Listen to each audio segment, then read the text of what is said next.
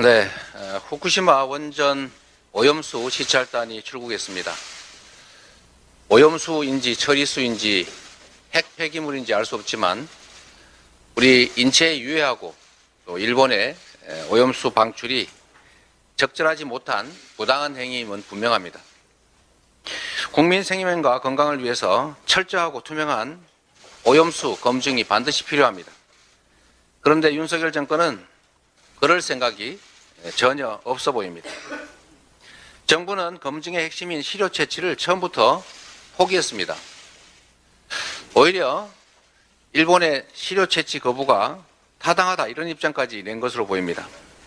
시찰단 명단은 꽁꽁 숨겨놨습니다. 취재진 동행도 전혀 없었습니다.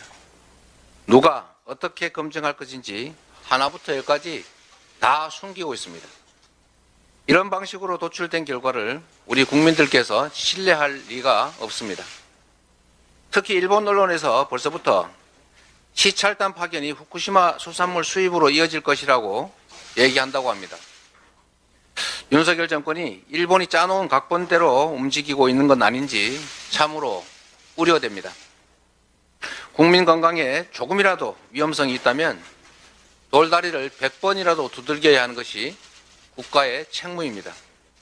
시료 채취도 없고 시찰단 명단도 없고 언론 검증도 없는 산무 깜깜이 시찰로 일본의 오염수 투기에 병풍을 서줘서는 결코 안 됩니다. 일본의 심기 경호를 할 것이 아니라 우리 국민의 안전을 지켜내야 합니다. 지금 같은 상황에서 원전 오염수 투기 절대로 해서는 안 됩니다. 가장 피해가 클 인접국가 대한민국 대통령으로서 또 대한민국 정부로서 당연히 반대해야 합니다. 600만 소상공인 그리고 자영업자들의 삶이 생사 기로에 놓였습니다. 소득의 70%를 빚 갚는 데 쓰는 자영업 가구가 40만에 달한다고 합니다. 영업이익이 적자를 내거나 아니면 100만 원도 안 되는 그런 비율만 무려 절반이 넘습니다. 수많은 자영업자들이 코로나 때보다 더 혹독하다라면서 고통을 호소하십니다. 그런데 정부 대책은 이런 현장의 고통과는 너무나 동떨어져 있습니다. 소상공인 부채 경감을 위해서 마련한 새출발기금 신청 규모가 당초 계획된 수준의 10분의 1에 불과하다고 합니다. 온갖 갖출 수 없는 조건들을 내세우다 보니까 신청할 수 있는 사람 수가 그만큼 적어서 그런 것입니다. 다른 부분들도 비슷합니다. 정부는 늘려도 부족한 소상공인 정책 자금을 대폭 삭감했습니다. 온전한 손실보상 약속 지키지 않았습니다. 대통령의 핵심 공약인 소상공인 살리기가 사실상 물거품이 됐습니다.